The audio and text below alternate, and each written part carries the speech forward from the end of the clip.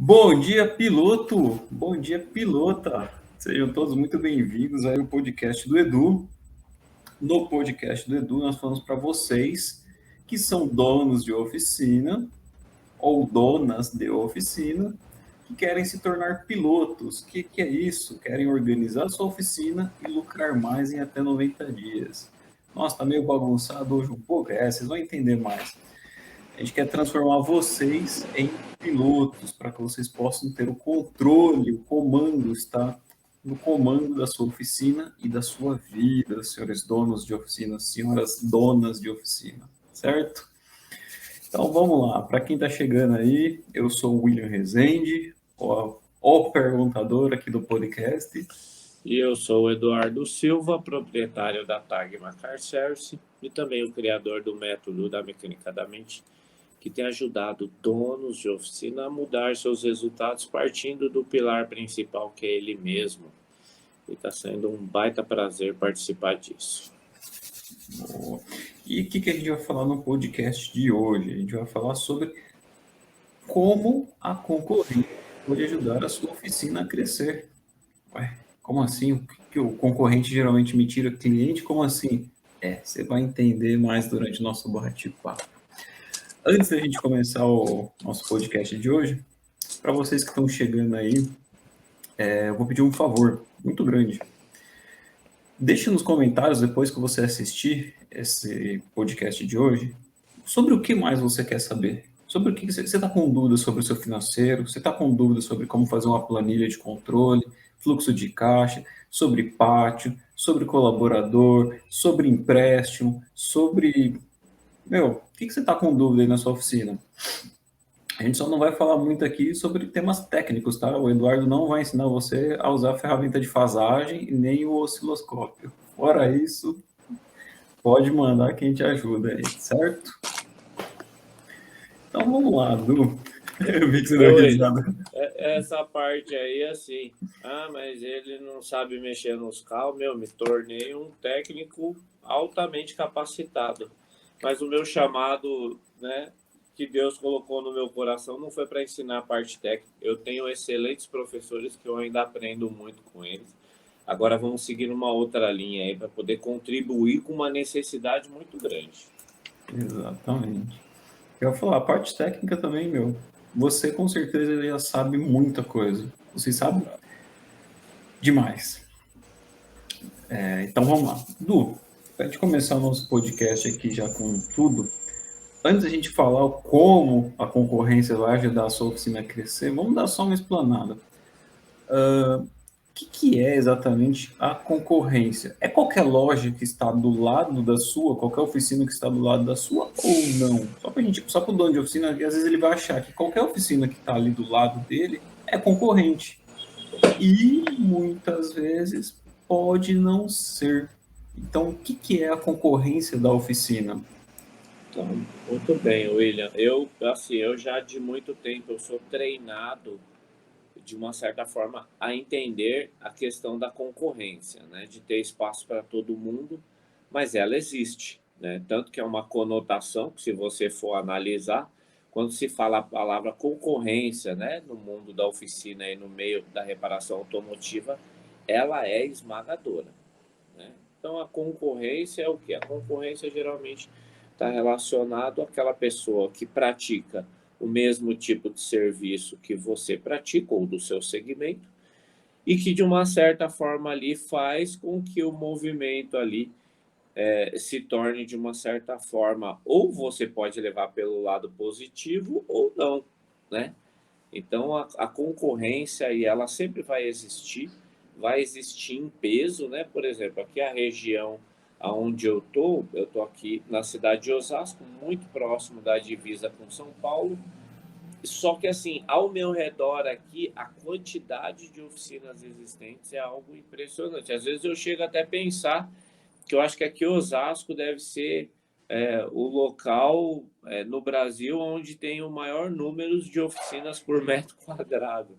Porque é incrível, e toda hora eu descubro uma, que às vezes eu vou testar um carro, entro por dentro aqui e tem, mas assim, que bom, né, que haja essas oficinas, são pessoas que têm sonhos, né, de ter os seus negócios, mas aí depende muito de uma visão. Mas assim, eu acho até bom ele. Eu gosto desse negócio da concorrência aí. Eu acho legal. Mas a gente vai estar falando aí ao longo do podcast. Ah, só um negócio.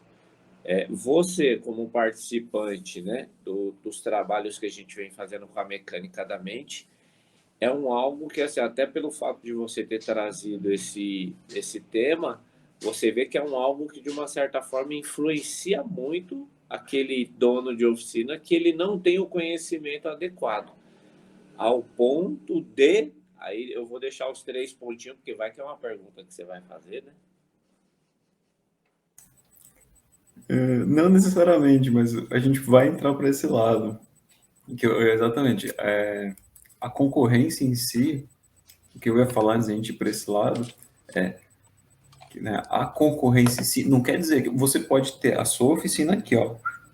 A sua oficina do lado, ó, da parede, parede com parede, pode ter uma outra oficina, só que ela pode não ser sua concorrente. Mas as pessoas ficam presas achando que só porque é uma oficina é um concorrente. A gente vai falar um pouquinho mais sobre isso, mas é isso que exatamente que você falou. A pessoa vê, tá ali, ó, passou na frente, viu uma placa mecânica, alguma coisa, e já acha que é um concorrente. Fala, ai meu Deus, aqui na minha região chegou mais uma.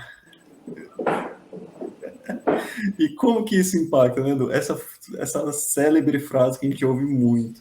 Aqui na minha região, 3 pontinhos. Agora vamos trazendo para esse tema de hoje. A concorrência. Vou até pingar aqui, né? Isso aí, ó, você vê, é uma palavra que ela soa muito, né? Eu tenho uma história bem interessante. O primeiro trabalho que nós fizemos ali, mecanicadamente, foi com o mate, né?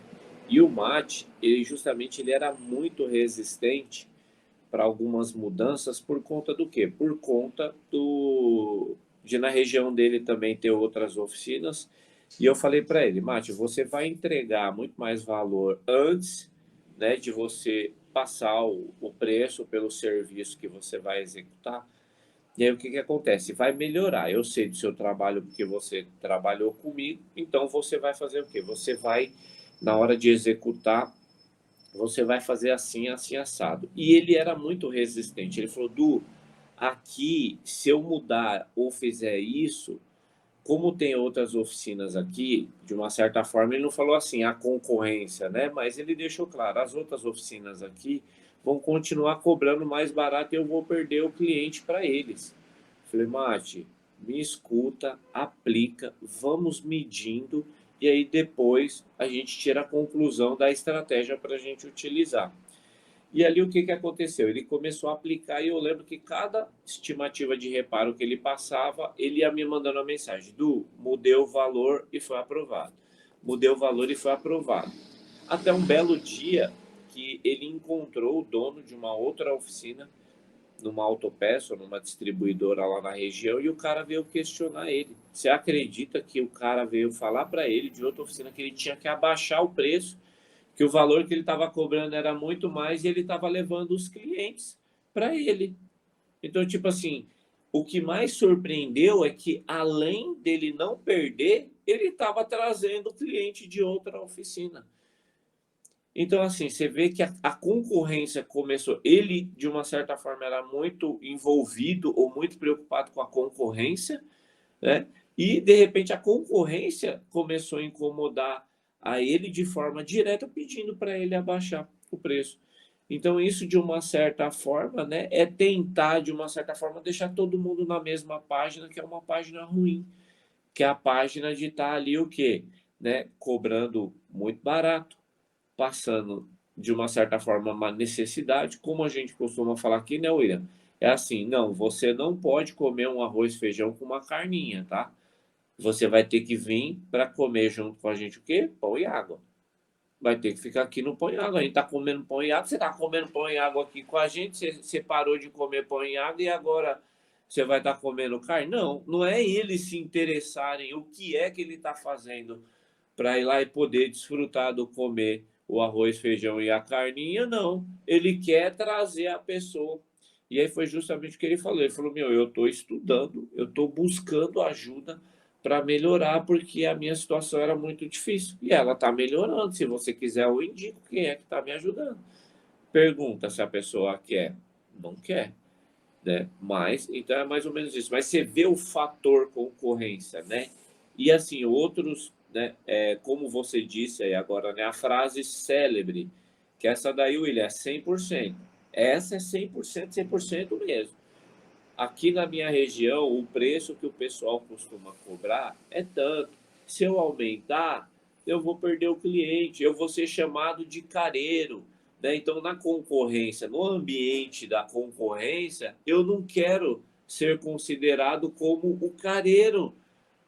Né? Você vê que vai criando aqueles mitos, aquelas crenças em cima desse ambiente. Por isso que eu falo, William, a visão que graças a Deus a gente tem ou recebeu, né, desse sistema de uma certa forma maldito que leva as oficinas, que leva os donos de oficinas de uma certa forma para um ritmo, fazendo com que assim, é o sistema que domina a oficina, não é você que controla. Por isso que a gente chama, né, tá chamando eles de piloto. Só ele pode pegar a direção do negócio dele e virar literalmente ali um 180, não é 360, se dá um 360, volta para o mesmo lugar e continua no fluxo, né? Não, é 180, você vai ter que voltar, né? Vai ter que retornar e tomar um caminho diferente. Por isso que nós estamos aqui toda terça e quinta para conscientizar, ou através ali do programa Mecânica da Mente, para ajudar os donos de oficina a dar esse 180, ser o piloto da sua oficina, sair fora desse sistema e deixar de pensar justamente nisso, fazer com que a concorrência possa influenciar, mantendo ele naquela rotina de viver de pão e água, não tendo os nutrientes suficientes para ter uma oficina saudável, uma oficina que realmente possa trazer retornos significativos, não só para a empresa, mas para o dono da empresa, para os colaboradores e principalmente para os clientes. E ainda mais, antes de tudo isso, para a família do dono da oficina também, né? Exatamente. E tu, mas assim, a gente sabe que no subconsciente de muito ser humano está implantado que a concorrência é ruim. E saúde. Obrigado. E eu aprendi a ver de uma outra forma, eu queria ver como que você enxerga. Eu sei como você enxerga, mas é só para a gente dar esse mistério no podcast por enquanto. Que fala assim, fala o seguinte, a concorrência só é ruim quando você é pior. Aí eu vou trazer para o outro lado. A concorrência é muito boa. Por que a gente trouxe aqui? Ó, como a concorrência pode ajudar a crescer? Porque assim, cara, se vê um concorrente direto, vamos imaginar o seguinte, você, dono de oficina, você faz só retífica de motor. Você só retifica motor. Beleza. Vem do lado da sua oficina, abre uma outra retífica. Só que os caras vêm e fazem um atendimento diferente, cobram um preço mais caro, um preço mais caro, mais elevado, faz um atendimento diferente. Aí você fala, pô, por que isso, né? Por que o cara consegue e eu não consigo? É a hora que você começa a se movimentar. Quem deveria, né? Na verdade, você deveria começar a se movimentar para entender o que ele está fazendo, para poder elevar o seu nível de jogo ali, né? Que aí você melhora os seus processos, melhora a sua margem. Por isso que a gente disse no começo do podcast, como a concorrência vai te ajudar. Ou seja, se vê um cara bom do seu lado, você vai ficar incomodado e tende a querer melhorar se é isso que você quer. Mas, Lu, por que o ser humano, geralmente, principalmente os donos de oficina que a gente está falando, eles fazem ao contrário? Eles tendem a fazer o contrário. Vê um outro concorrente bom, em vez dele melhorar, ele piora. Aí ele fica reclamando do concorrente. Por que isso acontece? É o que a Bíblia diz, né? O meu povo perece por falta de conhecimento. Então, assim, o conhecimento, na verdade, ele precisa ser buscado. Né? Tem um livro dentro da Bíblia que chama o livro de Provérbios, ele ali ensina acerca da importância da sabedoria, do conhecimento. Só que isso daí é algo que ele precisa ser buscado, ele não é depositado na pessoa, não é Deus que dá o conhecimento para a pessoa. Você precisa buscar o conhecimento, você precisa buscar a sabedoria. Então, o que está faltando é que o sistema gera justamente isso para canalizar toda a força, toda a potência só ali e deixa de ver outras coisas ao redor. Isso que você trouxe de informação, quando você começa a buscar a informação, tipo assim, né? O que eu posso fazer para me destacar da concorrência? Aí entra numa palavra que é o seguinte: a concorrência tem um significado, né? Que a gente acabou. A concorrência é o que? É quando várias pessoas fazem, né, o mesmo tipo de serviço ou atuam no mesmo nicho. Aí, quando entra nesse ponto que você falou, William, né? Beleza, tem um ali que ele está se destacando, ele cobra um valor diferenciado, né? Ele tem algumas coisas, ele tem clientes, né? Os clientes são bons.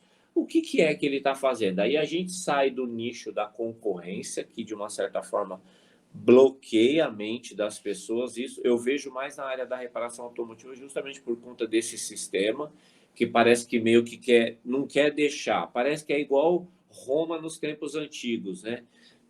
Dava como que é, pão e circo, né? Cercava eles ali, dava um entretenimento para o povo ficar ali, enquanto isso eles dominavam, de uma certa forma, manipulavam o povo. Então o sistema meio que quer manipular a maioria das oficinas.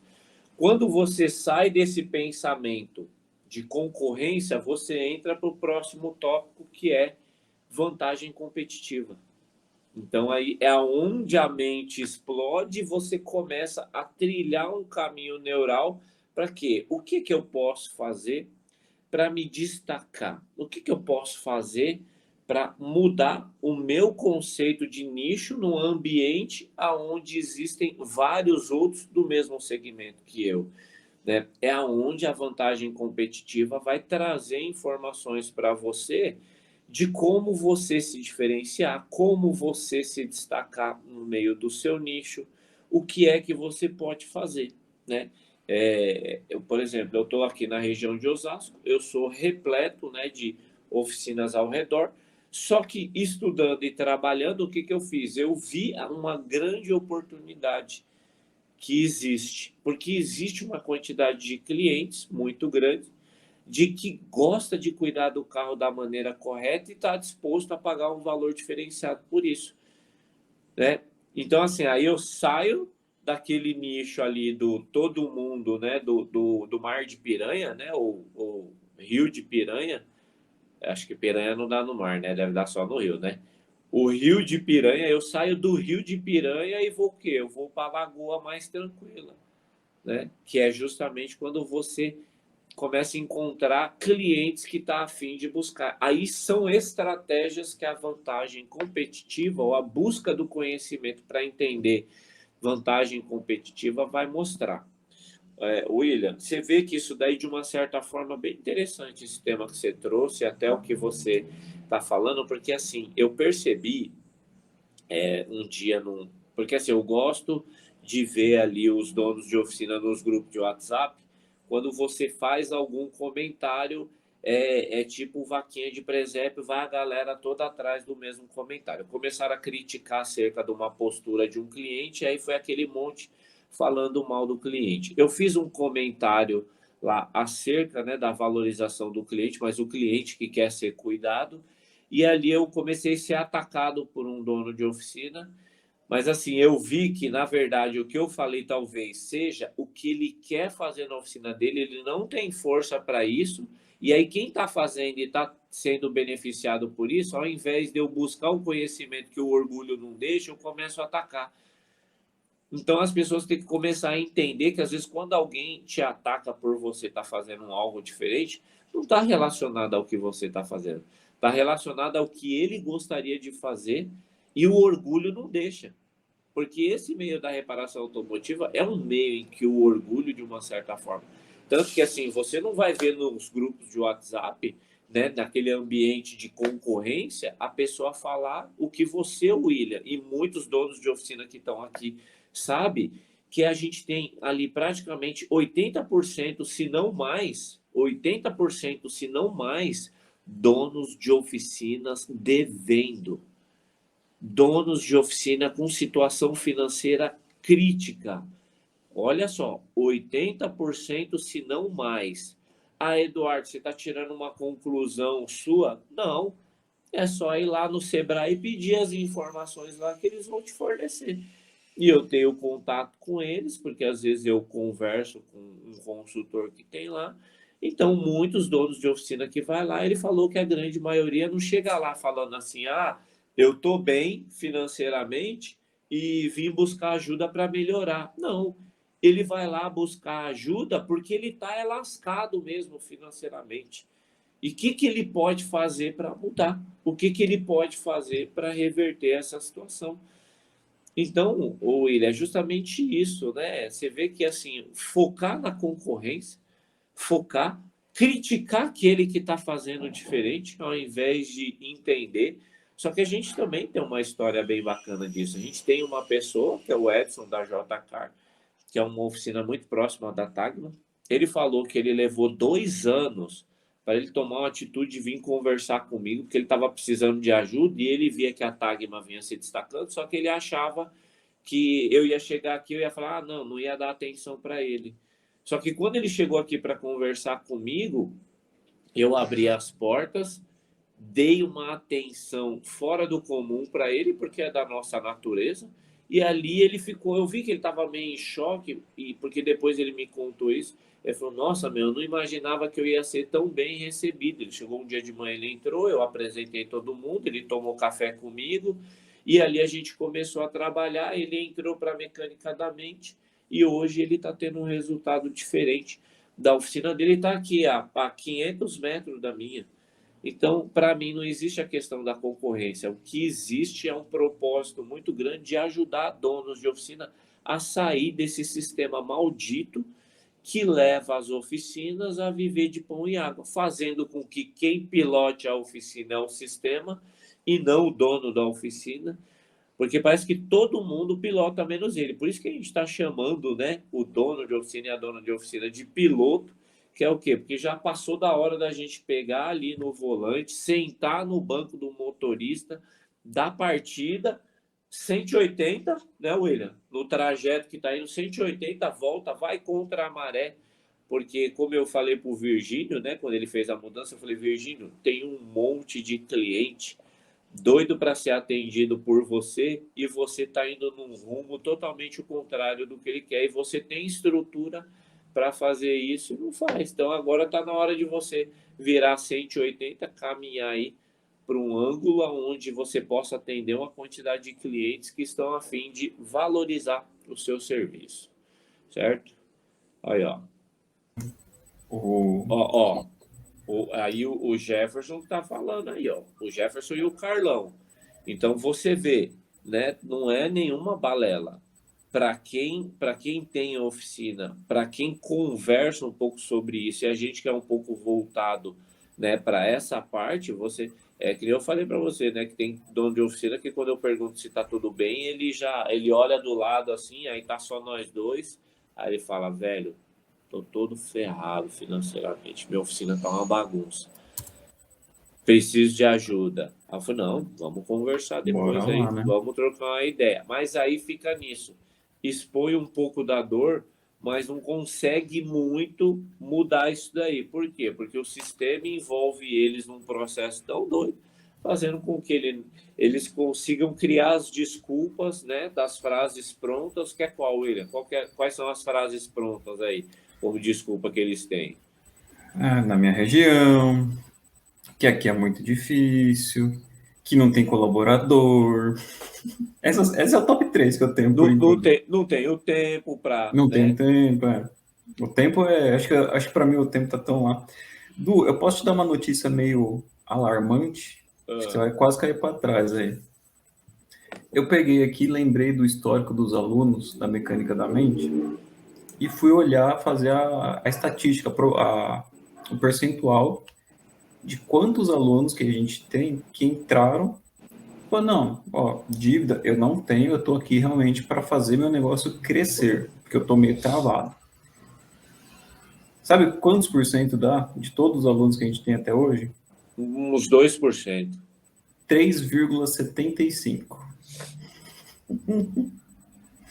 Ou seja, 96,25% dos donos de oficina de que entraram para a mecânica da mente estão com dívidas, estão sem o controle da oficina. Situação complicada financeiramente, né, William? Né? Tem um caso impressionante que eu vi, e assim, por exemplo, às vezes a gente vai num treinamento ou outro, às vezes tem ali o pessoal vendendo equipamento, e eu vi uma vez um dono de oficina do Rio de Janeiro, o cara ali comprando aparelho, ferramenta tal.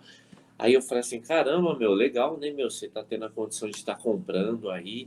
Pô, então a sua oficina tá bacana, né? Quantos colaboradores você tem lá? Aí ele chegou e falou assim, ô Du, velho, eu tô comprando esses negócios aqui, mas eu não sei nem se eu vou ter condição de pagar. Meu cartão já tá todo estourado. Então, assim, eu compro as ferramentas para ver se eu consigo fazer alguma coisa de diferente na oficina, mas na maioria dos casos eu não consigo fazer. E eu já peguei dinheiro até de agiota emprestado. Aí eu falei, meu, se você me pedir um conselho, eu vou falar, pelo amor de Deus, devolve todos esses equipamentos, essas ferramentas, e vai cuidar lá de trabalhar. Não é isso daqui que vai salvar a sua oficina. Só que na verdade ele estava comprando, por quê? Porque às vezes a rede social mostra sempre aquele ambiente lindo e maravilhoso e ele não queria ficar para trás. Por isso que eu falei que o orgulho na área da reparação automotiva ele tem um índice muito grande, né? Eu estou preocupado, eu vim comprar o meu Autel porque eu sou apaixonado pelos scanners da Sun e eu fui comprar um Autel que eu precisava comprar ele enquanto a maioria já estava tendo, eu precisei juntar o recurso para poder comprar o meu Autel, meu 909 lá. Eu não saí desesperado porque a maioria tinha, né? O meu estava suprindo, eu tinha um planejamento porque o planejamento que eu fiz foi um investimento na estrutura física, né? Na reforma que estava precisando, então eu não precisava sair na loucura comprando. Aí eu terminei de pagar aquela reforma, eu fiz o trabalho para poder me estruturar. Então, o ambiente de concorrência, já que a gente está falando desse tema, é justamente isso, William. Levou esse dono de oficina a fazer uma loucura, que é comprar um scanner caríssimo, ferramentas caríssimas, sem ele ter um trabalho de payback, porque outros têm, e os outros também pode ser que esteja lascado também. E aí o que acontece? O cidadão ele vai se afundando, né? A Débora, muito bem. Na verdade, esconde muito, né, Débora? Tanto que assim, uma postagem minha que deu, acho que a maior repercussão que eu imagino da Tagma foi há mais ou menos uns 4, 5 anos atrás, quando a gente estava fazendo umas manobras aqui, né? E um carro de um cliente que estava prontinho estava ali na frente, aí veio um motorista de caçamba dirigindo e olhando o celular, fez uma manobra, levou à frente do carro, né? Bateu no carro do cliente aqui e ele parou, ele foi super prestativo, ele pediu desculpa e tudo mais, né? E aí mesmo assim eu tive um problema com o cliente. Aí o que aconteceu? Quando eu expus uma realidade de uma situação que eu passei aqui dentro da oficina, né? Que eu tive um carro de um cliente danificado, o cliente ficou bravo comigo, ficou bravo com o dono do caminhão, o cara falou um monte para mim, para ele, eu expus isso na rede social. Você não vê ninguém mostrando, né? O contrário, e a saber, né? Que de uma certa forma, às vezes, quando mostra o bom, nem é tão bom assim, nem é tão verdadeiro assim. Mas o que importa é assim, é você ser verdadeiro, né? Tenho muitos amigos aí que assim eles são verdadeiros e o que a gente precisa é isso, né? Por isso que eu falo de fazer um 180, né? De mudar a rota aí para onde a gente está conduzindo a nossa oficina, porque existe, né? Um lago tranquilo que a gente vai poder nadar de braçada e não viver no rio de piranha aí, né? Onde, né? A concorrência é que quer mandar, o sistema é que quer mandar e não é assim. Eu sou dono da minha oficina e eu sou o único responsável por mudar o resultado dela. Então, graças a Deus, é o que tem acontecido aqui para nós. Certo, seu William? Sim, agora tem uma pergunta para fazer, do que é o seguinte. Para a gente fazer esse 180, como que a gente vai começar a fazer esse 180? Mas espera lá. Eu sei que para dar um 180 com o carro, é só eu virar o volante para um lado ou para o outro e puxar o freio de mão. Só que hoje eu sei que dependendo da velocidade que eu fizer isso, eu puxar o freio de mão, eu vou capotar. E vai ser um acidente bem feio. Exato. Então, para os donos de oficina que estão nos escutando aqui hoje, estão nos assistindo, como que ele consegue fazer esse 180 de uma forma segura, entre aspas, onde ele não vai capotar e ele vai conseguir ver esse novo caminho e conseguir seguir esse caminho corretamente. Então, por onde começar a fazer essa mudança e aproveitar a concorrência para se mudar, né? Se erguer, se destacar, essa que é a palavra. Muito bem. Então, o primeiro passo aí, William, é assim: tem um programinha instalado em todo ser humano, não tem como, que assim, ele de uma certa forma ele é maquiado. Tá? Todo ser humano tem uma programação nele que de uma certa forma sempre ele não vem. É o que? Se chama o orgulho. Todos nós temos orgulho, todos nós temos ali o nosso, sabe aquele negócio ali, quando pisa no calo, dói e a gente não gosta que pise no nosso calo? É justamente isso. Então, o orgulho é o seguinte: quanto mais a gente alimenta ele, o nosso orgulho aumenta, a gente quer se tornar autossuficiente e acha que não precisa de ajuda. Quando a gente pega essa programação e a gente diminui ela, esse orgulho, a gente diminui ela, o que vai acontecer? Você vai ficar mais suscetível que a abertura para você pedir ajuda. O primeiro passo que o dono de oficina precisa fazer é diminuir o orgulho, tá? Quando fala assim, você está falando que eu sou orgulhoso? Eu fui muito orgulhoso, né, durante um tempo. Eu tomei decisões extremamente erradas por conta do meu orgulho. Eu achei que era bonito eu ter uma oficina toda completa, com alinhamento, com isso, com aquilo. Não tinha colaborador suficiente, mas eu achava que, né, eu tinha que ter uma oficina completa.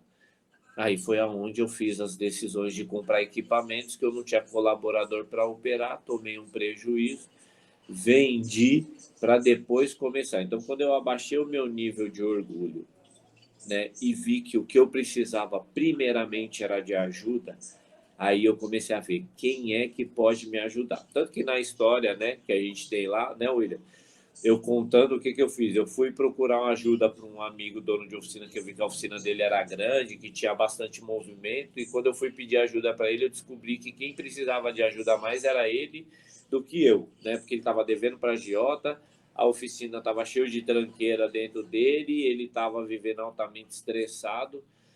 Então eu falei, pedi ajuda para a pessoa errada. Se eu fosse seguir no barco dele, eu ia entender o quê? Meu, a vida de dono de oficina é assim mesmo, é só se ferrar. E eu acreditava que não era aquilo, então eu busquei ajuda de outra forma, foi onde eu comecei a fazer os treinamentos. Então, o primeiro ponto que o dono de oficina pode ter para mudar essa situação é: abaixa o orgulho, esteja aberto para pedir ajuda e peça ajuda para as pessoas certas, né? Se você quiser ajuda da mecânica da mente aí com a gente está à disposição, tanto de forma individual quanto em grupo, para poder estar ajudando os donos de oficinas a sair desse sistema. Então, assim, William, tem muita coisa que às vezes nós ouvimos e às vezes não concordamos, tá? Como assim, Eduardo? Por exemplo, quando você fala assim, você chega lá pro alcoólico e fala assim, meu, você tem que parar de beber, você precisa de ajuda. Ele fala, não, meu, eu só bebo socialmente. O que impede ele de receber ajuda? É o orgulho. O vício não é o vício. O vício, de uma certa forma, é uma forma dele tentar um escape, mas o que ele faz é alimentar o orgulho. Tanto que tem até aquela piada, né? Que o pessoal lá naquele grupo de alcoólicos anônimos, eles estavam tentando conscientizar o perigo que é a bebida, né, para o organismo. E aí eles pegam lá um ovo cozido, coloca dentro da água, assim não acontece nada. Quando joga dentro da água ardente, o ovo fica preto. Aí a decisão que eles tomam é qual? Não vou mais comer ovo. né? Não é a bebida, é o ovo que faz mal. Então, assim, isso é por conta do quê? Por conta do orgulho. Então, assim, isso daí, de uma certa forma, ele tem que ser diminuído. Todos nós temos o orgulho. Eu ainda tenho alguns pontos que eu trabalho o meu orgulho. Então, quando alguém me fala acerca disso, eu falo, não, que isso, eu não sou assim, não.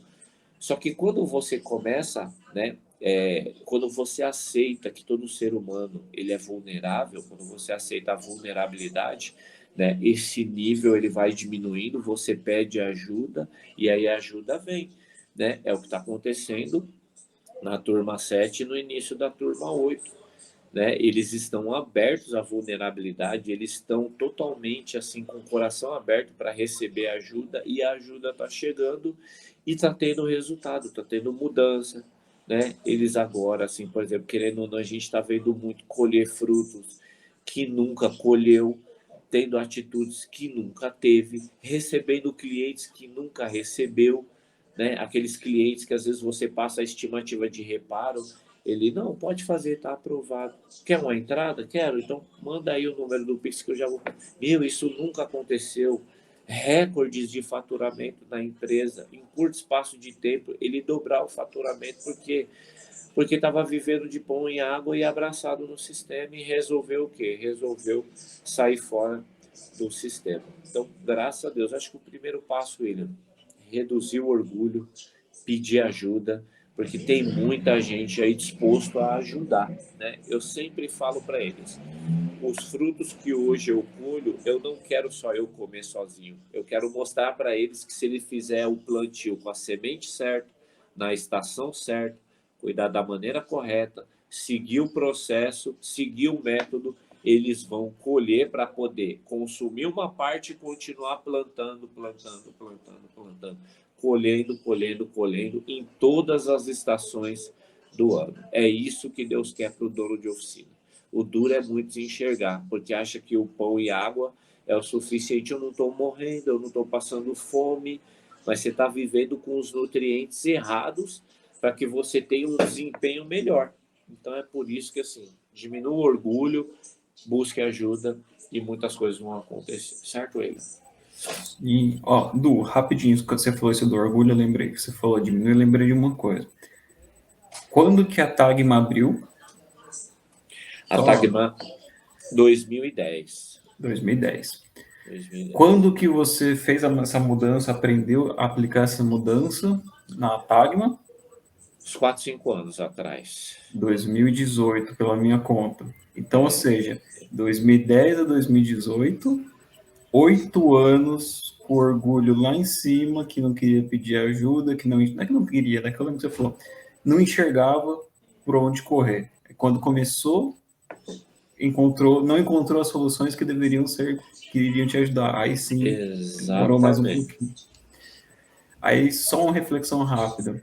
Se você tivesse entrado no negócio com orgulho lá embaixo, como que talvez poderia estar hoje? Eu sei que é alucinar um pouco, mas como que, né? Você acha que teria sido muito mais fácil a trajetória? Acho que essa é a pergunta. Muito, muito, William, porque tinha pessoas que queriam me ajudar de outros segmentos, amigos, e eu recusei ajuda. Por quê? Por causa do orgulho, né? Aí foi justamente o que aconteceu, né? É que assim, eu penso sempre que assim, o que importa é você abraçar a oportunidade. Não existe muito esse negócio. O que ficou para trás passou, não mudamos, é o que podemos fazer daqui para frente, né? Então, é justamente isso. Até o Carlão ou o Jefferson colocou aí, né? Se você está doente, dificilmente você vai conseguir ajudar o outro doente. Então, meu, você tem que se curar. O dono de oficina precisa muito, né, William, se curar para poder obter resultados diferentes.